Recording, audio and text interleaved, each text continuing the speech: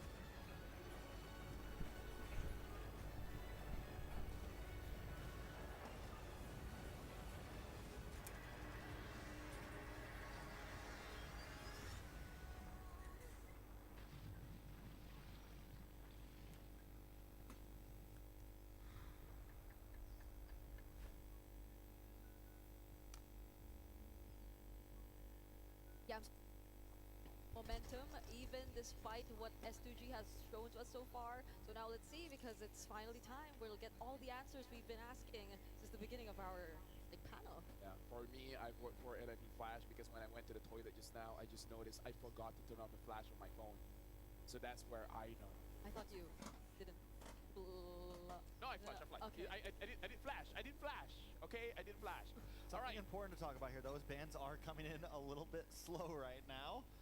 On the side of NIP Flash, taking their time. They know what's on the line. If either of these teams lose this, they go down to the lower end and start fighting for their life. Hilda, Matilda, Alpha, Lu Yi, and the Fanny Ban on the side of S2G. Looking at the bans, we can tell a lot. Look at the bans coming in from S2G, the Lu Yi, as well as the Alpha, making sure that their front line, this basically shows they want to play a front-back kind of composition. Alpha is good against that. The Lu Yi is good against that.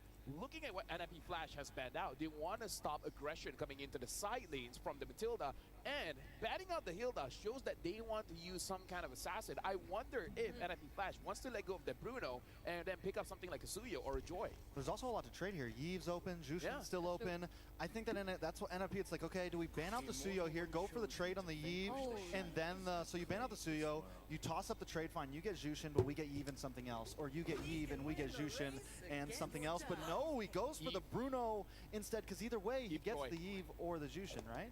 Dude, I don't know, man. Like, yeah, good choices. No, this is the first time S2G hasn't gotten their hands on the Suyo. So I'm looking at the Eve here that could be potentially picked up by Curtizi. He's been really great in playing the Eve yesterday. We've seen the positioning of each and every real world manipulation. Aside from that, the Jushin though is one to consider a lot. So I'm not sure which they want to go for. If they, speaking about comfort, they talked about comfort earlier. So the Chu. Or let me remind you guys, this is a best of one. The way that they're banning, it looks like a best of three, right? It's like, it looks like we're already at the stage of, all right, we learned from the last game. Exactly. And now NIP Flash, time is going down. Oh, they don't pick either. They're going for the Hylos as well as the Cho. So mid jungle is all open for NIP Flash. Well, you don't have to pick up the mid, because no matter what, you're going to get the trade, right? So I think it's smart, right? And they get the Cho, they get the Hylos. They know they can still pick up the Jushin or Eve on third pick here. Gata over to S2G. Do they go... I mean, jungle at this point, there's no super prio. You could pick up something like the Hayabusa if you wanted to. But again, you have to get that mid, and I love how each team is taking their times with this, because like, do we want to risk it, right? Do we go for something else and risk it? Let me just talk about this, because most people believe that Eve is the counter towards the Jushin. So that's why it might hit. The Eve might be a little bit more prio, but they pick up the Hayabusa. You called it Trex, but instead of taking it later, they're just going to take it now. So NIP Flash, they have an advantage, or do they? Because if they don't pick up their goal leader, it's going to get banned out.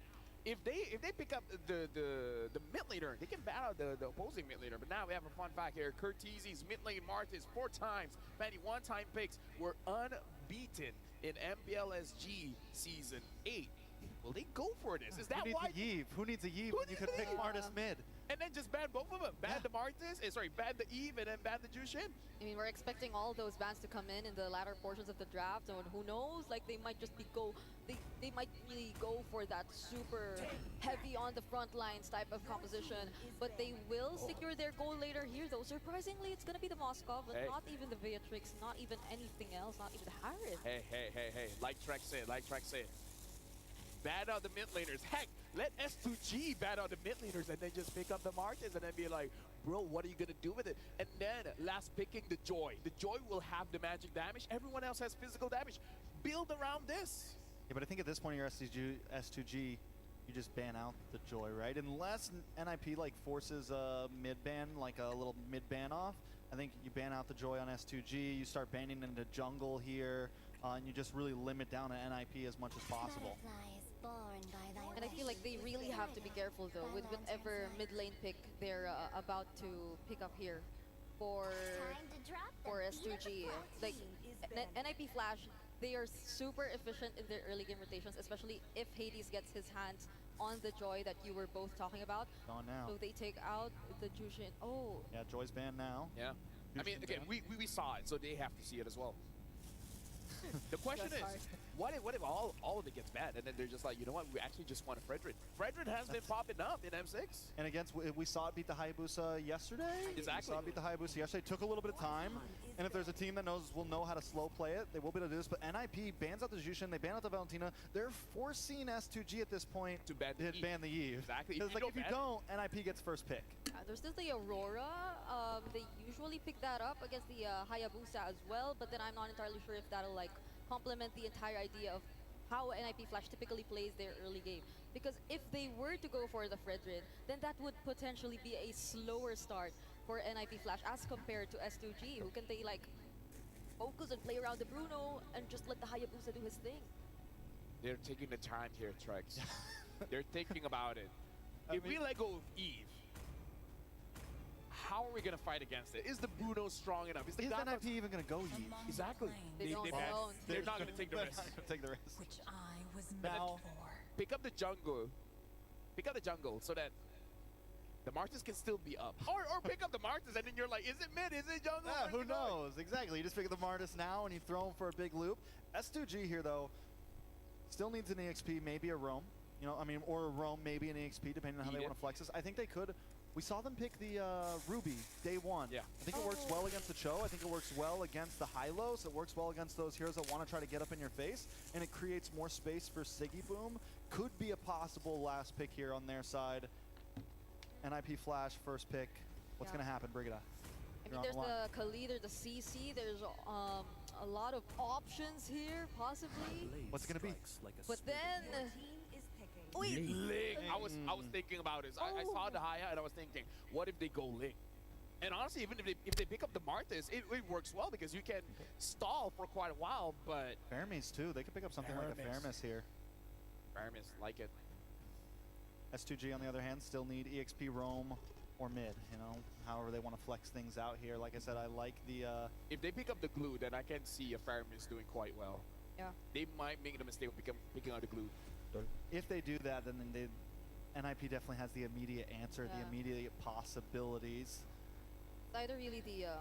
I think CC. Ruby CC or... Ruby would work against the Ling though too, and it's another decent answer. I don't know. CC works well against this comp as well. Yeah. They have a lot of options. Oh, the Khalid. They go for the Khalid. In the mid side. The Farsa. Against the Ling and the Cho. Yeah, not gonna lie, even against the Moscow. Heck, even the Hylos just open up the highway and be like, yo, Farsa, you're blind, but I'm here, yo. It's party time, baby. They're gonna have a block party under the feathered airstrike. Could be trouble. Risky pick. Hey, Martis is good against also good against Farsa. We're just throwing away the Aurora, the Vexana. We're not like minding all these heroes and possibly thinking that Curtiz is going. Brigida. Yeah. They're good heroes. Don't get me wrong. Is exciting.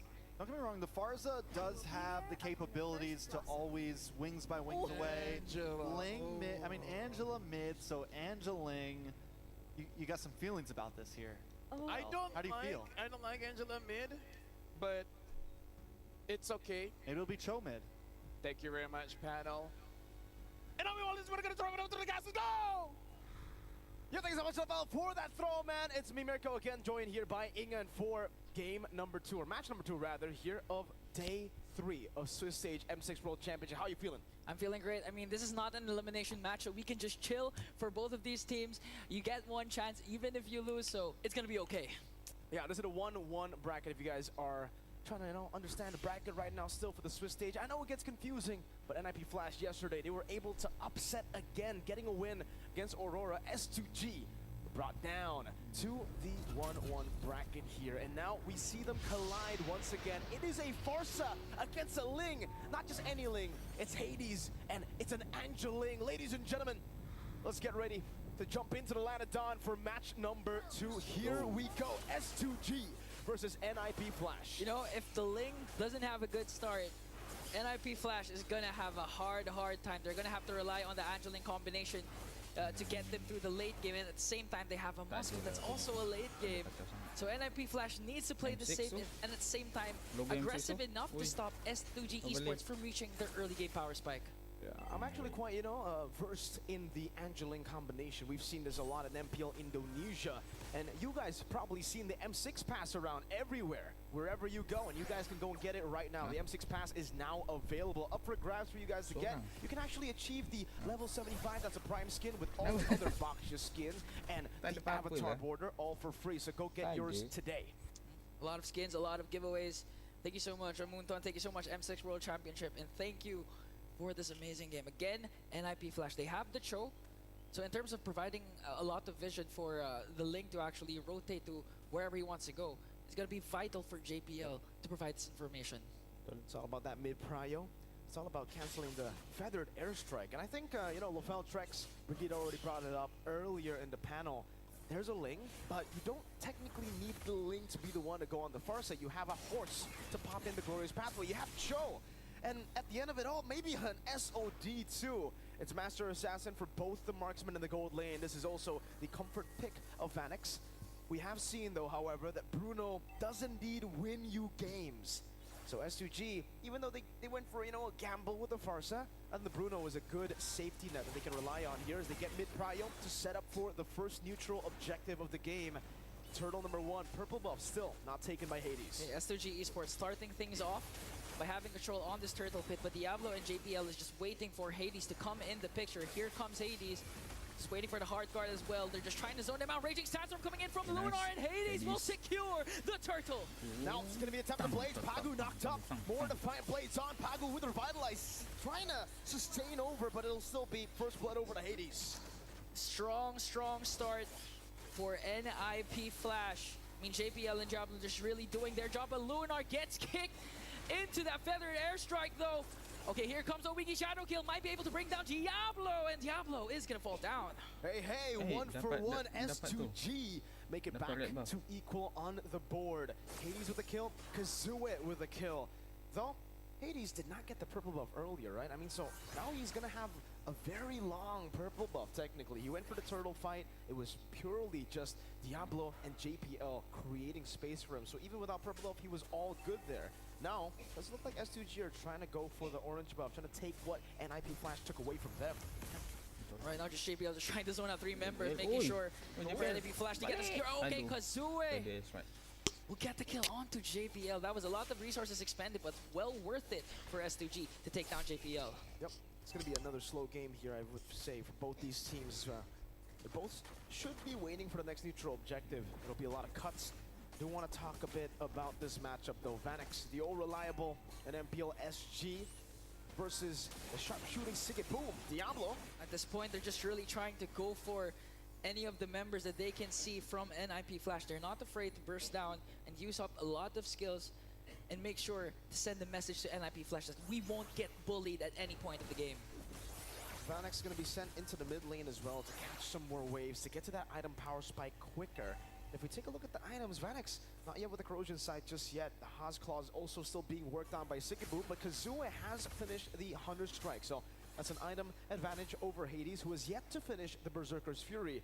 And turtle number 2 is coming. Despite NIP Flash getting turtle number 1, doesn't seem like they are on that gold lead. They don't have that grasp on the gold lead just yet. S2G looking like they're gonna set up for a big fight mid-prio towards Begin and Lunar. Yeah, and that's the thing. I think NIP Flash, is this really the best composition for you, considering that Curtizi is one of the highly mechanical mid laners all throughout this this tournament, and you're just giving him an Angela. So is that really the best lineup for NIP Flash they have to offer up against S2G Esports? It's a give and take, right? Oh, Tempest of Blades? Okay. Hades will just use it to get away from the shadow kill. But back to the point, man. I feel like, yeah, it's a gamble you're playing. You're putting Curtizi, a very mechanical sound player, on an Angela, but it also enhances Hades, who's ridiculous too on those mechanics.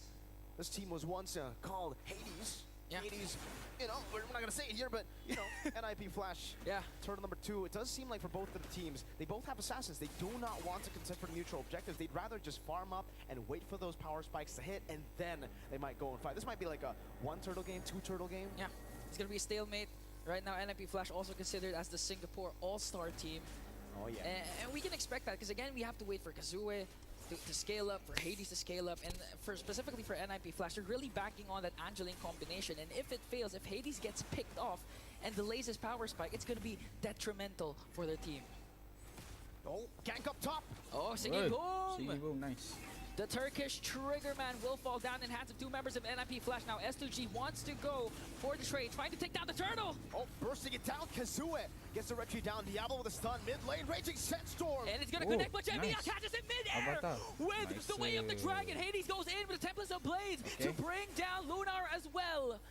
And NIP Flash, we thought it was going to be a stalemate, but right now they're going for the clashes, brawling in the mid lane. Woo.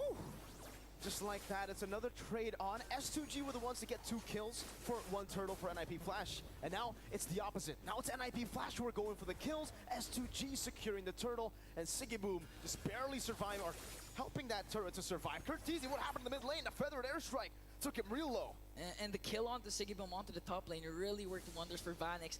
Gave him a lot of space to work with, but JPL saw 5 members of S2G Esports just instantly got deleted in the map. Quick moves by S2G around the map. These rotations have really helped them get kills, pickoffs around the map, but you can see Hades doing the same thing in the bottom lane, as devilish as ever with the trades. Oh, almost got caught there with the Wiki Shadow kill plus the feathered airstrike. And now they're going to turn Cicerone onto the top lane. AOG going to be committed onto Vanix, but manages to evade that. 3 heroes of S2G, but goes in with a Spear of Destruction. Wants to go 1v1 with Siggy Bomb. Here comes the hard guard. Damn. Okay, the clash. Oh, look at Hades. Onto the back line. Tempest of Blades. Coming down already. JPL with the G-Kundo. The turret taken down. NIP Flash using the hard guard. So, you know, Hades walking in again onto Siggy Boom. Just a bit of damage. A feather airstrike will shoot them away. But they use that aggression to just get the turret. And this is the clear advantage of NIP Flash. Even if they're outnumbered at any given moment, Curtizi is ready to cast his hard guard, whether onto Vanix, whether onto Hades, and at the same time, they're really utilizing the capabilities of their lineup. They have a Ling and a Moskov that's good when it comes to macro gameplay. So even if clashes aren't going on, they could just play the long game and just go for the split pushes, catch S2G Esports off guard, and right now Raging Sandstorm is going to connect plus the feather airstrike going in, ganking up onto Diablo, but he casts Revitalizing Glorious Pathway on time, he stays alive! Hades comes in now, goes in for an assassination, Tempest of Blaze in the back, Siggy Boom still has to purify in time, Pagu thrown at a spear from Vanix, and it will be a 2-for-1. NIP Flash with the dub in the trade as Hades goes for the purple buff. Just look at Kazue. Looking for an angle to probably try to go for the pickoff, but he won't be able to look for it. And that's a good pickoff, especially considering that the first Lord has spawned, so NIP Flash can just focus on clearing out the minions, gonna get a lot of minion waves pushed so they can position better in this Lord pit.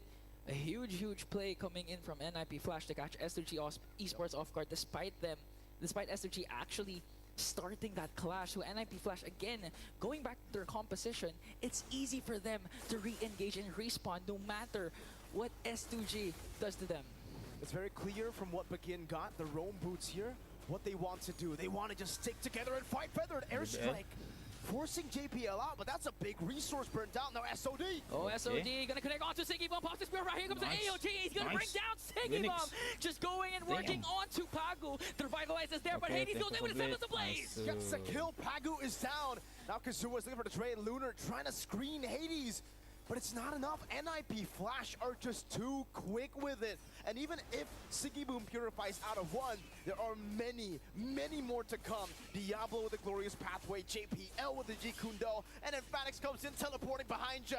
Now it's a Lord. First Lord. Should be taken by NIP Flash. Nothing S2G can really do about it. Kazue and the rest of the members of S3G Nice.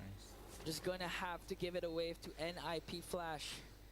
And so far, this is still winnable or defable for S2G, and at the same time, as long as they are able to save their mid lane turret and just keep their jungle area away from NIP Flash, Kazue can still manage to bounce back and later on activate Siggy Boom's power spike. Again, this is a Bruno that we've seen win a lot of games, and up against a team like NIP Flash, I mean, S2G Esports, they really need to get the pick off that they really want. Gotta wait for that power spike for Siggy Boom, though. He is 400 gold behind. Vanix has hit his item power spike. That's the holy trinity of the attack speed items. But for Siggy Boom on the Bruno, we all know what the real power spike is now. Usually, Claws Berserkers, all good. Now you gotta wait for that Melfic gun to be a real threat, a 1v5 kind of carry. So S2G, it can still bank on that. Begin already got the Wishing Lantern too, so he should be able to provide some good poke over to Vanix. Vanix has just been so elusive in these skirmishes, man. Waiting on the SOD, getting so much room from Diablo and JPL too. So he hasn't been poked at all by the feathered airstrikes. S2G just gonna make quick work of this Lord down bottom. Holy Shields are still intact. Let's see if NIP Flash will force a clash. Again, JPL has his flicker, has his way of the dragon. Now they're just depriving S2G Esports of the necessary buffs that Kazua especially needs to scale up quickly with his Hayabusa. The Melfic gun already secured by Siggy Boom, so that's the item we were waiting for S2G. But for NIP Flash, fleeting time too for Curtizi. So a bit more utility to play. The hard guard's going to be on a lower cooldown now, so he can actually look for maybe the cross map plays around to try to force S2G or punish S2G, who really like to clump up together. So far, even when they're clumping up, they really haven't been able to get the most out of it, right? Yeah. NIP Flash have just found ways to split them up or beat them in their front to back. They just dive, man. I don't know how to say it. NIP Flash are local. Yeah, a lot of credit also goes to the glorious pathway, because every time you see the feathered airstrike committed, it's always just one or two that connects. Yep. And after that, NIP Flash doesn't want to play around the vicinity of the feathered airstrike. So NIP Flash really does have a lot of mobility to stay away from the aggressive ultimates that S2G can't pour onto them. It's mobility and then it's sustain, right? Because when you get poked out, Hello, JPL, JPL. Gets Uy, taunted out, aduh. and this time gets bursted down by 5 members of S2G. That's one problem crossed out by S2G against NIP Flash. everything in the kitchen sink. Man, that was 4 ultimates. Poor JPL, man. He just got ambushed like that. But back to the point, mobility, but also sustain. NIP Flash, the reason they've been able to neutralize the Farsa threat was because of Curtizi always healing them back up with the photo. Yeah. If you can burst someone down like that, then yeah, the healing doesn't really play into the game that much. If you can one-shot or evaporate the members of NIP Flash like they just did to JPL. Hades will steal the purple buff. This is the benefit of having Hayabusa. You're not really too reliant on the purple buff in the later stage of the game, even in the early game. So Kazue should still be fine. What's really going to be concerning is the fact that They're going in, Glorious Pathway again, and they're going to break down the Tarkus Trigger, man! All of a sudden, S2G Esports has to walk away. They have no damage. They have no Pagu as well. And NIP Flash will play this by the book, going to go instead for the second Lord. That was speed in a flash. S2G just lost their gold laner. You blink and you miss it. NIP Flash are too fast, and for S2G, they've got no peel. Hades secures the second Lord of the game, and this time it will be an enhanced Lord. Even though S2G have great high ground, they should be able to clear out the waves with Siggy Boom and Begin on these picks. I don't know about the dive. You try to go for your ultimates on the Lord, and then Mr. Man Vanix comes around, Hades comes around, and Diablo pops in the red carpet for everybody to walk in your face. And that's the thing, even Vanix voluntarily dives onto the backline just to try and stop the feathered airstrike from being fully utilized for the side of S2G Esports. And now NIP Flash has the luxury of having the enhanced Lord into the middle lane. They can actually take out all inhibitor turrets, or better yet, end the game right now.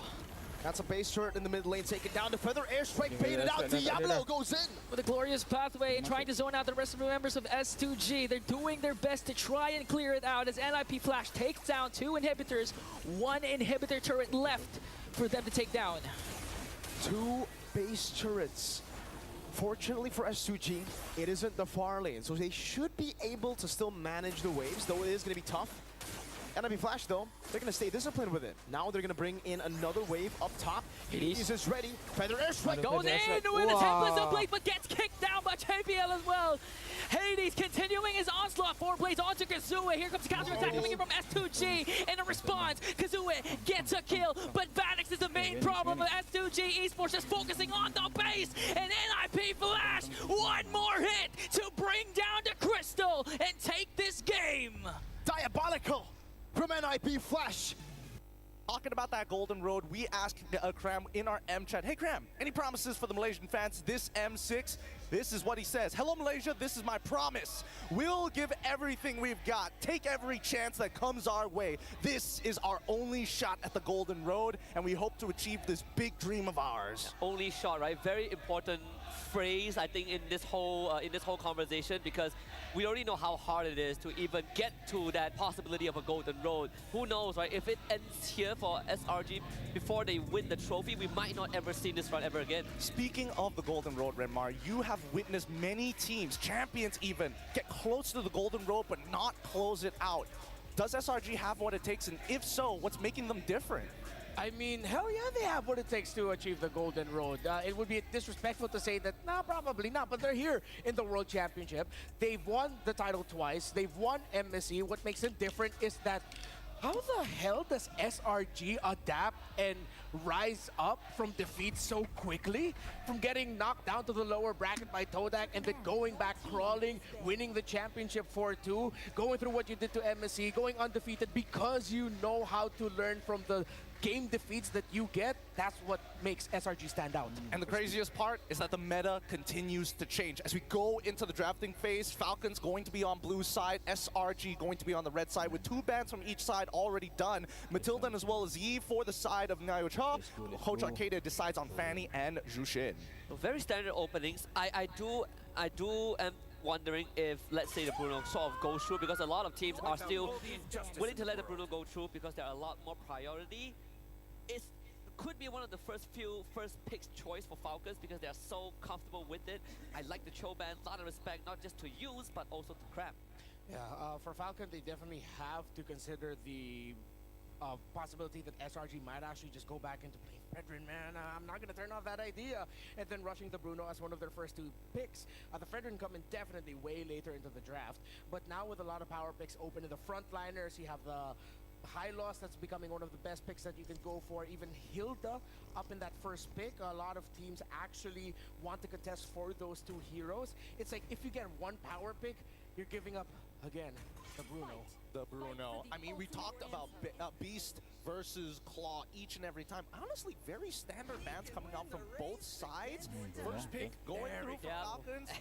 Bruno coming in big. We kind of saw this coming, right? Like, you literally got the best Bruno in the country play. You gotta give him that Bruno.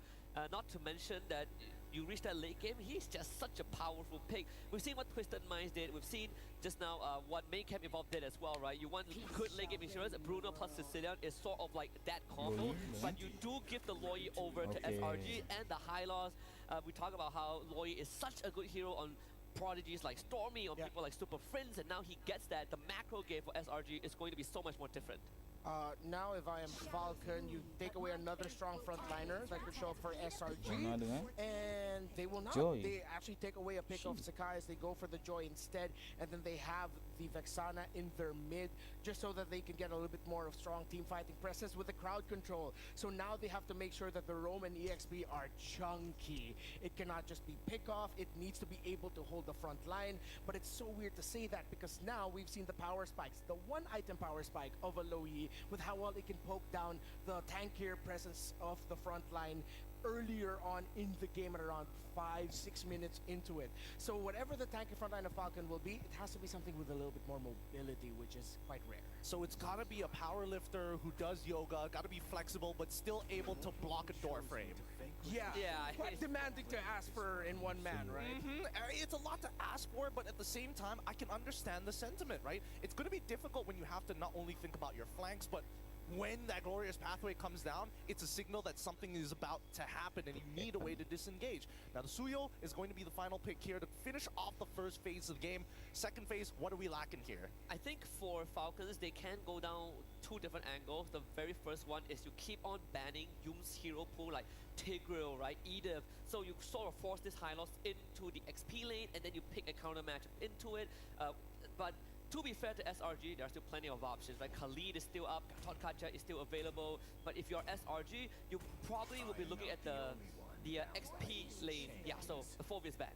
Yeah, Falcon, I think 100% needs to ban the Tigreal. They have the Joy with them, and the presence of the Tigreal, who we don't think of him as like the fast crowd control, but one press of the implosion, then suddenly that Joy's gonna get caught out. They're still respecting the next best gold laner that they can go for, which is the Beatrix, but then the Harith is still active in the map. Pairs very well with the high loss, pairs very well with the low E. If SRG don't want to go magic for their gold laner, I mean, Innocent showed off a Granger the very first day. He did. Honestly, I do want to see that again, but there has been this trifecta. If Bruno has taken away the usual go-tos that we've seen so far, has been either Granger, Beatrix, and what NIP Flash continue to show, maybe even Moskov could be part of that mix. Yeah, I'm thinking of Moskov, and when you have the Lo Yi, you always have the safest pick for Innocent, which is you always kind of fall back to the Claude, right? We haven't really seen that up to this point, but it can always be at the back of SRG's mind. They go for another ban. This one's going to be the chip, so I do like it. You don't want anyone to be able to match the Lo Yi. If Falcon open up the Tigreal here, I wouldn't be too crazy to say that maybe they're thinking of pulling off something off of the Team Spirit playbook and picking up an Akai somewhere there, whether in the EXP or the Roam. Again, in the scrims, leading into, well, the 14 seasons for Philippines and Malaysia, a lot of teams were floating around the idea of Akai being popped up more to counter the presence of the Tigreal, so I wouldn't turn off that idea. Actually, wait, hold on. Husky was mentioning earlier that, you know, limit down on the support section so that you do maybe see the high loss go into that EXP lane, but if with that chip ban and SRG being on red side, technically they could have picked it up for themselves. Yeah, technically they could have, but I feel like you just want to... means that they don't want to go down that route, right? I was thinking either Kaja or Franco ban because you want to protect this Joy, so they go for the Franco ban because Joy is kind of right up in your face, but it doesn't eliminate the possibility of a Kaja, although it does make it slightly awkward now that there is the high loss kind of floating there in the draft. I wouldn't be surprised if FCon is thinking about something like what we saw from Team Spirit. I think the glue wouldn't be too tricky to pull off in this current situation. Glue for Falcon? For Falcon. Yeah, in the XP lane. Oh, wait, no, yeah. I'd be totally okay with that. That seems like a good idea. It seems like whatever SRG would want to go for into the gold lane, just the presence of the glue would be annoying enough to buy time, maybe for the Bruno to just be able to free hit. And that takes up one of our conditions of a strong frontliner. Ranger, as we mentioned earlier, for Innocent. So if it's a glue, well, they can go ahead and pick the tick here, right? I think Tick, yeah. Glue, Tig, Maybe not Tick. They could also go for a Kaja themselves, depending on how fast they want to go, though. It depends. As you mentioned at the very beginning, it's about the angles that they want to take, right? Based on what we're seeing, do they want to play to their style? Keep it a little chaotic, make sure that you're always guessing how they're expected to approach the fights, or do they just take Coach Arcadia's team head on? Okay, so they take away the Edith option, yeah. Such a smart pick. You take away that flex, right, for SRG that we kind of talked about a bit. Yeah. Oh, there's the thing, yeah. Okay. They make it an Edith EXP instead of really clamping down on that hero pool for SRG. Yeah, this is going to be a little awkward here because, again, it's very final pick. They've held on to the high loss as a flex, maybe to try and get Ikram himself the power pick, the winning matchup on that side of the map. There is one hero I can think of, but I'm not sure if they would consider it the export for SRG in that XP lane, right? You put high loss, you put Yoongs on high loss, and you have this export. Decent backline dive, great against the front lines of FCon. They want to be in your face. Oh, yeah. Export will be supplemented by the high loss, supplemented by the low E as well. It's not going to be the perfect pick. There's still a chance that either the Joy or the glue as well. Mixana might just be able to take away his armor. they could also consider Clue, I suppose. It's not that bad either. I say the hard part is, do you want an answer to the Joy, and do you want it in the EXP? Oh, Guinevere! Wait, we don't know where the Guinevere is going on just yet. It looks It like has to be Cram. Yums, right? Yep, it's Yums on that Guinevere, Cram on the high loss. Okay, after this, final predictions. SRG's drive is a little bit hard to pick up, but I have faith in them, so SRG for me. Falcon is simpler. All right, with that being said, let's throw it over to our casters. Naisu and Staffa, take it away. Thank you so much for the breakdown panel. Welcome to the caster desk. What is up, guys? I'm Naisu and joined, as they mentioned, with Staffa. Staffa, we haven't casted together since what? MSC 2022, also in Malaysia. How are we feeling? I'm guessing which draft you like better. I mean, there's already a bit of bias going on there, but I think we are in for a very exciting series right here, ladies and gentlemen. We shall witness the Giants tremble the earth as the Falcons take to the air for a battle between land and sky. The Land of Dawn shall bear witness to a duel upon the M6 Swiss stage. With that being said, jumping into the Land of Dawn here. Again, it's a best of one. This is going to be the Falcons soaring high to take down the Giants. We will find out. It's a jam-packed house here, and you could probably hear behind us. They've got the drums out and everything for the home squad team, SRG. Now, looking at the lineups, like I mentioned, you know, Staffa, I know you're loving SRG, what they brought to the table in this composition, but also for Falcon Esports, I've been really impressed with how they've been able to play up to this point throughout the Swiss stage. And the fact that they went that first pick for Benny, one of the marquee picks right now of M6, and a lot of the cause of debate on what should happen to Bruno, it's a solid choice for them to go ahead and start things off. Not only that, but even the fact that they have a Tigreal and a Vexana to help set things up. You throw in an Edith there too. That's a whole lot of crowd control that SRG has to deal with. Yeah, I agree with you, Naisu. Like, I definitely want to root for SRG a little bit, but I cannot deny that Falcon Esports has a draft that actually is pretty terrifying, right? They have so much set up with the Edith and Tigreal to follow up on things, and Selangor Red Giants are very reliant on this Guinevere actually landing onto Dax, and that's a joy. You're not going to catch her easily. Not going to be able to catch her easily, and I think part of this too is I really got to see. I know it seems hold on. Top side. Trying to go for top lane gank onto Royal Milk. Not quite able to finish off Evil Queller. Going to miss right at the end there. You know, how many times are we to see that too, by the way? Just low health bars and a Suyo across. Royal Milk's got to do it again. Ooh, a nice dash from Royal Milk just to make sure that he's not going to get picked off here. Dax already waiting in the brush, but don't think going to try and challenge this. They have their eyes on the turtle. And this is what I want to see here, Staffa, is how is SRG going to utilize, especially the Guinevere pick? I know we've seen it pop up a couple times now. Some teams obviously finding more success than others. But this looks like it's just going to be an objective in the hands of the home squad SRG, locking that one in. Not enough, I guess, utility available just yet for Falcon, but look at the play. Okay. Down bot. Immediately goes halfway in, and Nice. you even flickers for it. First blood claimed by Stormy with a full team rotation to the gold lane. Just a huge play already. As I was Okay, mentioning letting, too, you know, hey, letting. Benny got his hero that he loves to play, that he performs so well on, but if SRG decides to just go ahead and focus down Benny and make his early laning phase a living hell, then what can you do but to support him? And that's going to be up to Falcon Esports on rising to that occasion and dealing with that, because that's going to happen time and time again. And for Innocent, you know, the beast on this Granger, we know what that turns into late game. Yums, he gets poked down a little bit. Ultimately going to be fine. First item's being picked up here too. That's the Hunter Strike now for Innocent. Meanwhile, over for Benny, still locking in that first one. What do you think they need to do to Benny so that he has a good time here? Do they just plant Kid X down on the gold lane for him? I think you definitely don't want to keep Kid X in the gold lane forever, but a little bit of an increased presence is going to benefit Falcon.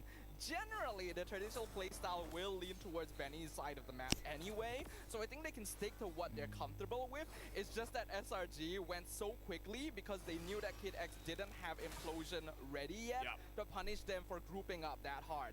Now that the levels have actually caught up on both sides, we're probably going to see SRG tone it down just a little bit to make sure they're not caught out in a big team fight ult. I mean, we have seen that, you know, even the beginning days of the Swiss stage where SRG. They made a couple mistakes, and a lot of people were wondering, what happened. And even Coach Arcadia himself said in that quote, they basically beat themselves because of the lack of discipline that they face. Oh, hold on, mid. Picking up, they caught Kid X at the Violent Requiem. No implosion because you are already dead. Right into the diversion play, going for Benny in the bot lane. Oh no, Benny, Mampus. the tower. There is nowhere to run. Purify will not save you. 3 kills for Selangor Red Giants.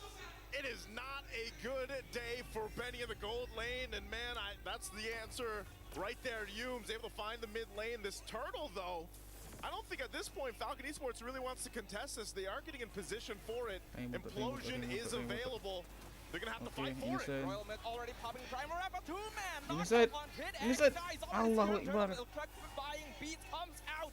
Dax securing the double kill as a counter play to the Red Giants. Falcon Esports will be able to get something, 2 objectives now in the hands of SRG, but you got to give it up to Falcon Esports. Still able to find ways to keep things from getting too out of control, and that's exactly what they have to do. With Benny already being 0-2 early on, they know that at this point, they've got to give him even more time. We all know what Bruno can do once those items are locked in. It looks like they're going to go for this top turret.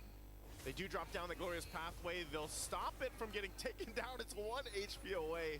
So eventually that turret will go down, and Falcon Esports really maintaining from that deficit in the gold lead for SRG, getting it 2 out of hand, and I feel like they have to do this. They have to do this for the majority of this early game.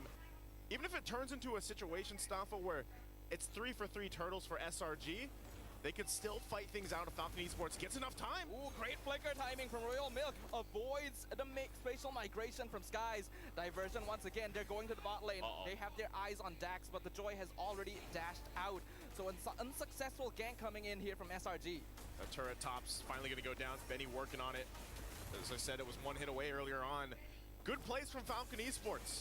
Even against this diversion, Dax. Skies with the 1v1, Stormy flickers in, not able to find a Glorious Pathway to try and cut off his path, but Dax still able to dash away just fine. SRG will take the bottom tier 1 as consolation. All right, so they trade it. They trade out the turrets for now. Both teams still putting pressure where they can, cross-map especially. Oh, Innocent. Innocent trying to dive this, dropping Benny 10%. Purify already used on the Bruno. Kid X kind of missing the Sacred Hammer. Here comes the Violet Requiem, locking down Kid X. Innocent not able to land the Death Sonata. Flicker used by the Tigreal. Cram is here though to cut things off. Implosion on 2. No Sacred Hammer usage. And I think Kid X, there's no way he's escaping this one. But space created for the turtle. Falcon Esports should be able to get this easily. Sky's not in the area, but Person cuts off Dax. Okay, nice. Away. Hume's not able to find him, but they will find PX7. And that's how you play with the Louis Yi power plays on the macro level. Able to shake things up, keep them guessing. But Falcon Esports, they got the objective. They responded. Innocent went forward. Great response from Humes earlier. I mean, both teams doing actually a pretty good job on both fronts. It's just right now, SRG obviously feeling that momentum a little bit more, carrying into the gold lead that they have. But you can't count Falcon Esports out just yet. Yes, Benny had a hard time in the early game, but as long as he can keep farming up and doesn't die anymore, then he should be able to get to a point where, yeah, his damage is a big threat for those team fights later on. And remember, Kid X, he hasn't found that right implosion just yet, but if he does, and we're talking about these Lord fights later on, or even on a defense, we have seen that change the course of games before. So right now, Falcon Esports in a position where they just need to go ahead, stay calm and collected, farm up what they can, and get back in a fighting position against SRG. Because right now, it does feel like they're just kind of trying to catch their breath at this point. Yeah, Falcon Esports can definitely afford to slow things down somewhat. I think the onus is actually on SRG to really try and make something happen, because we all know what kind of damage Bruno can output by now. He will normally hit his spike around that 15-minute mark, but since he's already died twice, SRG have been able to prolong that timer just a little bit.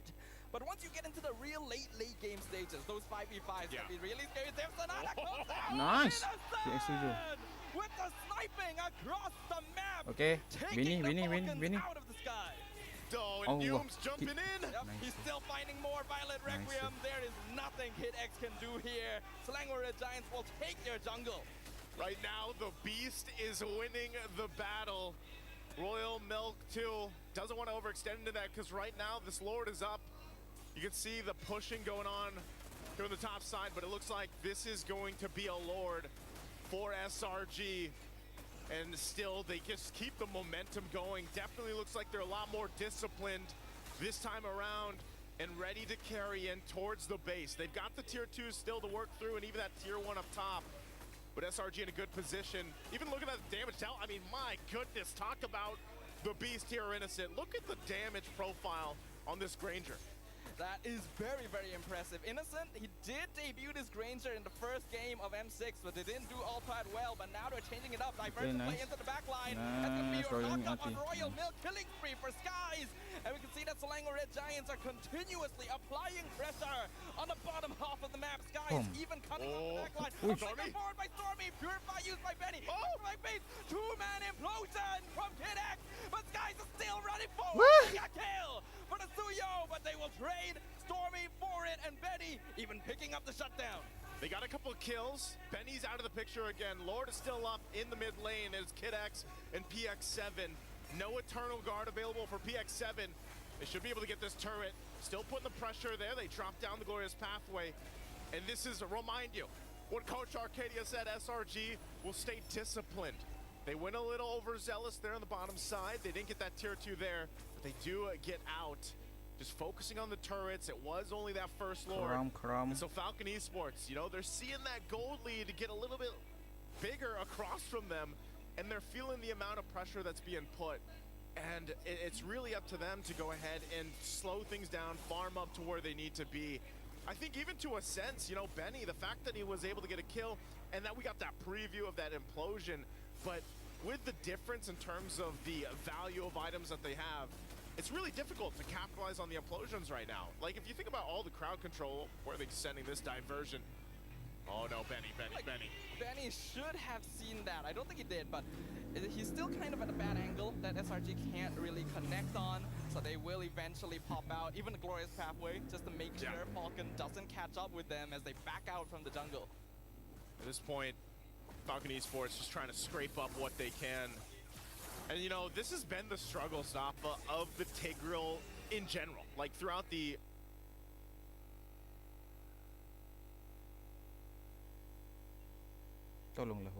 In general, like throughout the these past few days, I think even the sense in the wild card, you're just a guy that's throwing your body to the wind and hoping that you get an implosion off. And if you do, then that's great, but oftentimes, sometimes you're even dead before the team can shine and follow through. That's a Malefic Gun picked up now by Benny. This is the item that definitely is needed with a Bruno and has found a lot of success with. But I think even then, it's still, you're far away from getting to the point where you're able to actually turn some of the tides of this fight. This next Lord is coming up though. And I think for Falcon Esports, we see them check things. They might actually try to fight it again because Kid X has a flicker available. Royal Milk could be the one to set things up too. And that's what we haven't seen too much of just yet. This Edith value. Has he been able to find those flicker combinations with the Onward and Earthshatter combo, where then again, Kid X doesn't have to be the guy to do it first and he can follow through. But look at the amount of poke coming out from SRG already. Royal Milk at half health. Diversion only on Cram. They're cutting off Royal Milk specifically from nice. the migration will come in. Implosion On two, but it's on Cram and Humes, and it doesn't matter as Kid X is just held it down from behind. Falcon Esports, no way to connect. This is going to be another free Lord for the Red Giants. Another Lord taken by the power of the macro play that comes with a Loyi, man. It's something about this hero that just keeps teams on a guessing game throughout it. Where are they going to come from? What bush are they in? And here's the Glorious Pathway to the mid. I love the way Cram is using these just to set up space, and Innocent with the Death Sonatas. PX7 almost dead just like that. Dax can't even run in with the electrifying beats. Selangor Red Giants are looking to tighten the noose, put the final nail in the coffin for Falcon Esports. Lord now pushing in mid lane, gonna crash in, mid inhibitor gone easily for SRG. Royal Milk trying to hold the front line, but he knows that it's dangerous for him to stand too far forward. Even Primal Wrap used just to clear up the Lord, and they will finally at least hold against the SRG minion waves. Gonna be able to hold it. They only lose that mid turret. So Falcon Esports still trying to stay into this. You know, this is looking a little dangerous and a little dire for them, though, because of just how much poke from a range is going to happen from SRG. And then again, too, even if Humes has the flicker available, they could push it in. Diversion going to be used again. Ya Allah, belakang. Wah.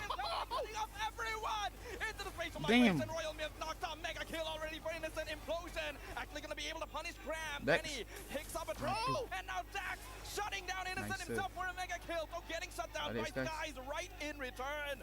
For Falcon Esports able to trade even 2 for 2 in their base defense. Hey, they send in Cram, but hey, it's hard to shoot a Joy that's electrifying your beats, basically. You know, you can't really hit him with the Rhapsody with the way that hero alone has that kind of mobility.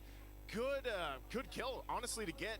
Keeping Falcon Esports in the game. Yes, they still have a huge deficit to work for, but that's a little bit of hope that they can work with, because looking at the items too, you know, you're getting to a point where your damage profile is getting better, your defense is getting a little bit better for Kid X, but even so, Royal Milk and Kid X still both are getting melted. And now that you have a Malefic Roar picked up by Sakai's, this is in a situation where you almost have to play in a sense of, let's punish SRG if they actually go ahead and use those diversions, because often it's been that. It's diversion, send in Cram, here's a glorious pathway. We're trying to cut you off, Falcon Esports. And maybe it's in a position now for Falcon Esports where they can actually punish that and get someone down fast enough. Immortality also could play a part here for Kid X, because now he doesn't just get melted and blown up. Yeah, we have to note, Falcon Esports traditionally is known to be a team that's actually quite good at high ground defense. And their composition right now is actually pretty effective at that, especially if SRG overcommits resources and gives Dax enough free space to walk in without having to worry about that crowd control. We are now at the 16-minute mark. This is a very, very crucial timing, because whatever happens next determines whether Benny just takes over the game. Yeah, that's the scary thing about it, and why Bruno has such a high win rate, contest rate as well. I think this is ultimately still obviously a lord in the hands of SRG. They're not going to get here in time. Kid X checks things out. That's Lord secured. Cram will just drop down the glorious pathway. He's going to be fine, because they know they just wait for this Lord to spawn up before they get ready to march into the base. Now, Falcon Esports, this is where we look to see if they bought themselves enough time. You know, almost 17 minutes into the game. They've got some key items that they just recently picked up. But can they actually withstand another push into the base, especially with only one base turret left? This damage is just insane from Innocent.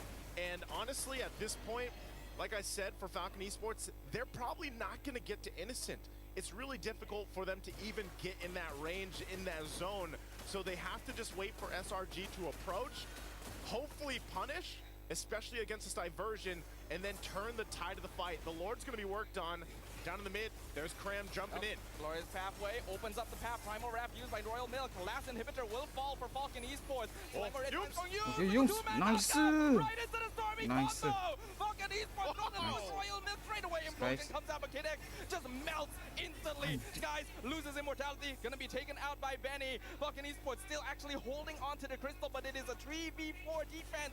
Next minion wave coming in mid lane. PX7 gonna nuke it. Do some damage where they can. Dax looking for an opportunity. Purify spent on PX7. Another nice. The flicker in. Locks up on Dax, but no Violent Requiem. Crab creating space, but SRG can't quite get close enough. They cannot find the executions they need. So the crystal still stands for Falcon Esports, and they're trying to make sure that they can keep their hopes of moving on to the next stage alive. Oh, they're going to defend. They actually end up doing it. Great usage of the Purify earlier in the space and positioning from Benny, because if Benny was gone, that whole damage profile would have been diminished. Yes, PX7 is able to go ahead and hold things steady, but ultimately it comes down to Benny, and if SRG can take him out or not. I mean, both gold laners, hey, the panel previewed this leading into the matchup. It's the Beast versus the Claw, and that's exactly how it's fallen into place. You can see the items with both gold laners. Like, they're pretty much where they need to be. And now for Benny, you know, he's in a position where, yes, he can go ahead and sustain through some of the fights. He's even got the Rose Gold Meteor here. He's actually helping him with the Sea Halberd too, with some of the sustainability with that Revitalize across from them. But still, you have to be able to go ahead and defend maybe one more time if they actually just give up the Lord to SRG, because it's actually looking pretty difficult. I mean, look at the stacks here too. 800. Lord Innocent. Wow. 840 stacks on the Granger there. But there is a notable weakness. Granger is a skill spam based marksman, which means that unless he is able to get close enough, he actually cannot whittle down crystals very quickly compared to something like a Bruno. So Falcon Esports, as long as they can keep Benny in the back line, so SRG has to break through the entire lineup to actually get a chance at ending the game. They do, and right now, it looks like this time around, Staffa, they actually want to go ahead and contest this, at least showing face here. No immortality this time around for Kid X. It was expended earlier on, so they might rely on Royal Milk. It's still going to be used. Conceal play already used. The baiting of Flicker from Stormy. Cram now forming the front line. Glorious Pathway slowing down Falcon Esports. Royal Milk has Flicker away. Jack looking for Innocent with provide bait. He finds Anjir. He gets the Lah, execute, takkan. and now the implosion comes in. Double kill for Dax. And Falcon Esports have found 3 members of SRG. The next Lord belongs to them. And the Falcons will find flight as they get a setup they're looking for and finally get a Lord. This could be a turnaround point for Falcon Esports. A big mistake from SRG. And that's exactly what Falcon Esports has been looking for the past 20 minutes, man. Send in Royal Milk. Who cares if he's half health? And then let Kid X come in with the implosion. And now it's them knocking on the base of SRG. SRG now has to hold another 10 seconds before the rest of the members come up. Yums misses the flicker, implosion catches them, and it's a killing spree for Benny! An absolute reversal as Falcon Esports topples the Giants and takes the victory! The Falcons will soar once again. Discipline and determination on the base defense time and time again, and I know our crowd, they're a little quiet right now, guys, because what a turnaround for Falcon Esports. Amazing performance, amazing discipline. Remind you, Benny did not have a good early game. They had to scrap, scrape, and just bring it back in their favor, and that's exactly what they did, and why you cannot count any team out, especially in these best of ones. Another victory added here for Falcon Esports. Amazing, amazing performance. Some adjustments for SRG. Let's throw it over to the panel to see what they thought about this comeback. Thanks, Naisu, as well as Dafa. What an absolute banger of a game. From dominating victory, what it seemed to be a dominating victory for SRG, Falcons turned it around in one singular fast sweep to knock them down and sweep them under the rug. Big Sag here on the desk. I'm telling you, man, I'm telling you. You know, 2 days ago when they lost to S2G, our Keda said in an interview that we lost because we didn't have the discipline. It happened again. Lack of discipline. They had the advantage. All 3 inhibitors down for Falcons. All they had to do was to wait, but they got impatient, and you know how Falcons operate. All they need is one good swipe with the talents, and it's GG's. Okay. You know, really, you know what that felt like? You know what that felt like? It felt like Kid X looking at Stormy and just going, "Who?" And Stormy flinched. He did. He flinched for that moment. To be more accurate, he flickered, and that was the signal to go. It was painful. It was painful to see, but honestly, an amazing game coming in for Falcons. With that being said, we do have one of the players coming up to the stage to have an interview with Rose.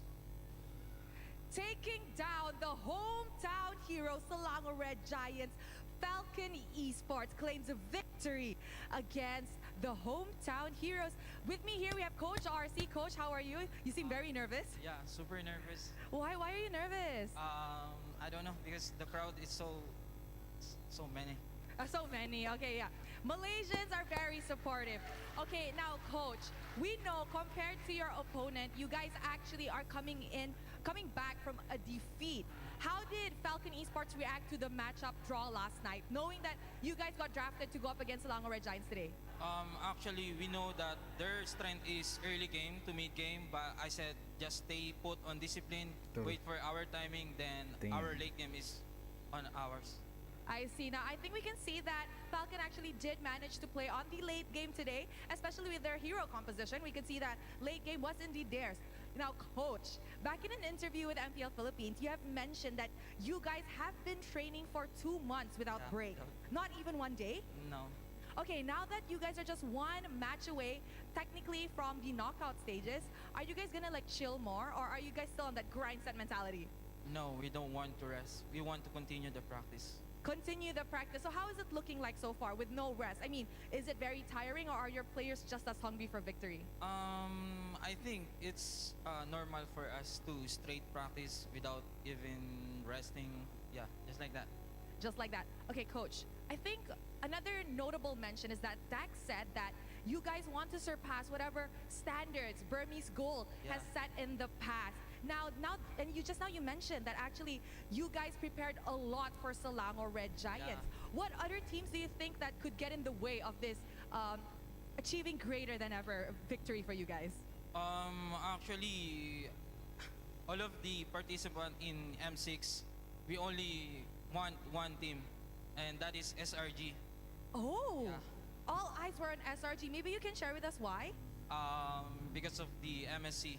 Actually, on that MSC, we want them to face from that bracket, but we failed to how can I say? We failed to go in grand finals or maybe semifinals, something like that. But this day is for us is a grand finals day for SRG.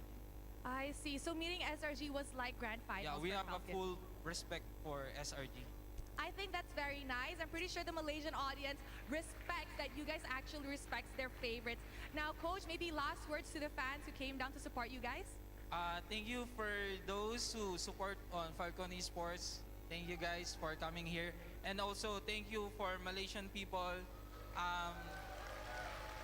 We love being here. And I can say Malaysian fans is so fucking big. Okay, thank you very much to Coach RC. And with that, let us right back to the panel to break down what happened in this matchup against Selangor Red Giants. Ooh, Falcons dropping the bomb there. Dropping the bomb. They can't spell Falcons without the bomb, right? So Falcons, just pretty big crowd. By the way, Yeah, just put that aside for now. Falcons. Don't Hey, change the Legion so quickly. Don't change the Legion so quickly. Look, with the amount of overheats that have happened in this game alone, big upsets once again. Falcons have put a lot on the line, and honestly, they were eating dirt for like 8 minutes into this game until finally they got the item power spikes towards the end. Guys, guess what I just found? What'd you find? I found this unfinished gummy bear. My suit.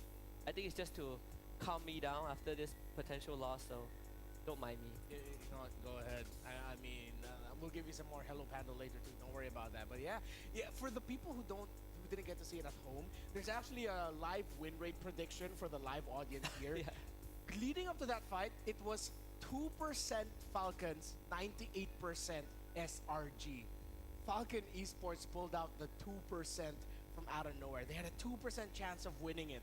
It's crazy, honestly, but let's break it down even more in the post-game. Because again, there's a lot of interesting observations that we need to point out. Obviously, standardized builds coming in specifically from Benny, but then, I want to talk to you guys about Granger builds right now. We've seen many different variations. Hiko prefers having the Sky Piercer alongside with everything else. Some even prefer going for the War Axe on top of having Festival of Blood. So, in your opinions, where are we going with Granger?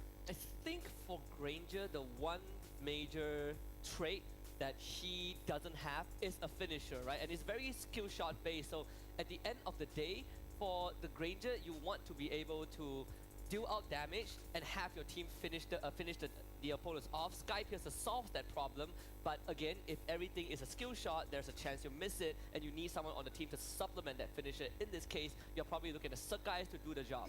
Yeah, I'm glad that you pointed it out. The Granger isn't the main piece in terms of finishing the job. At most, you even see Innocent going forward, similar to the best Grangers that we've seen so far in M6, wherein they go forward, pepper down anyone, go back and then have someone else go forward to finish the job. You have the Loi with you, you have the Suyo with you, so you don't need to be the finisher here. The best highlights of Innocent are actually him saying, wait, I brought this guy low. Nah, you guys don't need you guys. It's all good. It's fine. It's fine. It's fine. But that was rare and few. And that was them making the most out of Falcon's mispositioning, of them being a little bit too forward, not respecting that their formation can get broken by this high loss. Two things that stand out to me, right? SRG, they're really good at these conversions, right? Oh, I force you out of Edith out of lane early on. Next thing you know, you're on the opposite side of the map, diving Benny underneath this tower. But Falcons, I think they've got some good tempo breakers. As much as we were laughing earlier about a couple of moments from Kid X absolutely whiffing entirely with the implosions and even with the Sacred Hammer, it did boil down to his opening to allow Dax to slip right through into the back line. For Kid X, W can mean two things at the same time: whiffs and wins. Yeah, sometimes all you need is that one moment, right? One moment, one good implosion. But I just want to quickly kind of follow up with sort of what we discussed during the game, with how SRG were just so dominant in a macro sense. They were forcing a lot of uncanny moves from FCon and forcing them to kind of play that defensive game. You look at the damage chart, right? It tells you the entire story. Innocent dealing the most damage with that Granger. At the end of the day, you still lack a finisher, and unfortunately, people like Surkais and Stormy don't really necessarily have the tools to consistently be that cleanup crew, because you still have to deal with Kid X and Royal Milk. We've seen a few times Surkais dives in, gets eaten up by an implosion, and he disappears, and SRG has to reset. Yeah, and I think that last team fight especially, we got to see the two point of views that we've had at the end of the draft. You went towards SRG, and we got to see why. It was easy for them to pull off a complicated strategy. They're controlling the map. They knew where to go with the diversion plays, and that rattled Falcon Esports. But then, suddenly, SRG faced a big Falcon problem in that last team fight, which is once Falcon can see that opening, just a little bit of glimmer of hope, then you can jump in and enter as the Tigreal to get that W set to turn things around. Yeah, and I'll quickly talk about our MVP of this game, right? We have Dax on the Joy. The first thing I brought up looking at the draft was, how are you going to catch the Joy, right? Guinevere doesn't necessarily have the best tools. The high-lows, you need the law and order, but most of the time, Cram is not going to be in position to deal with a Joy that is just sidestepping every single ability. So your best chance is to watch out as the game goes late. And the one moment they needed to stop Dax, they couldn't. Yeah, I think, Remar painted a really good picture here, because again, we saw both sides, and as much as we want to stop Dax, I think the answer from SRG was tempo. We're going to try and out-tempo you so that you were always going to be on that back foot. But then once it kind of evened out, and especially in a position where there was all missing inhibitors for Falcon, it looked pretty grim. Generally, that's where you expect the end game to actually happen, but when you pull up the highlights, you could see how devastating the game was early as it slowly transitions into the Dax game. Yeah, what Dax was able to do here, it mitigated what could have been an absolutely even worse situation for Falcon Esports, getting wins when he can. That double kill felt like that should have been a big warning for SRG. That felt like foreshadowing, that if you lose your position, if you are not careful, if Dax is in a great place to just jump to where Innocent is, he will take that chance. When you go back to what happened in that big final team fight, that's exactly what happened. This is sort of also like SRG. You have the idea of, okay, we want to siege, but we're giving away too much, right? Dax always has been able to find these moments, and that was his only death, but at a very good cost. He started out the game leading up to this late game, and who is going to stop him? There's no one. Innocent was exposed. Dax just dances on top of him, and then the implosion follow-up. Very good patience for Falcons Esports to really exploit the fact that SRG were not only out of position, but also didn't have crucial battle spells. Yeah, that's the best thing about, well, simple to pull off lineups. When you have one clear condition or two clear conditions, compared to a lineup that you mentioned, Gideon, they had to set the tempo for SRG. They had to be the ones going forward, making sure that Falcon Esports doesn't get an opportunity to position and be comfortable.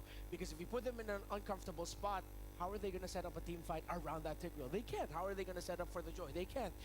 But then once it's you give them that opening, again, as I mentioned, if you're one frontliner, one of the best options that you have to actually stop that Joy goes a little bit too forward. Once the flicker is gone from the low Yi, then that's all of the chances that you need, all of the room that you need to make a play.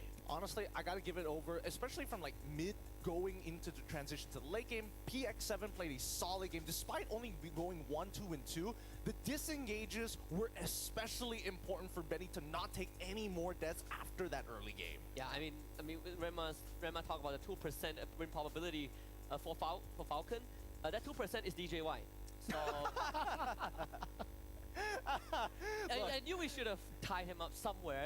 Look, I tried to I tried to lock him up to not go for that interview, but you know, he's somehow able to break free. He's one slippery boy. With that being said, though, we want to quickly shout out for all of our stressed out fans, for all the Myanmar people who shout out yes to Falcon. Enjoy the Secret Lab Chair Titan Evo. You can once again play better for longer with ergonomic chairs designed to keep you on the top of your game. The Secret Lab Titan Evo is designed to adapt to different postures across various activities. So not only is it great for PC gaming, you can enjoy proper ergonomic support while mobile gaming as well. So treat yourself to the same match-winning comfort enjoyed by the best MLBB teams that we have here at M6. The Titan Evo, the way to go for you, whether or not you got wide shoulders, Secret Lab has got you covered. Boys, you guys have been sitting on the Secret Labs. Have you ever, you know, you having posture problems or anything like that? No.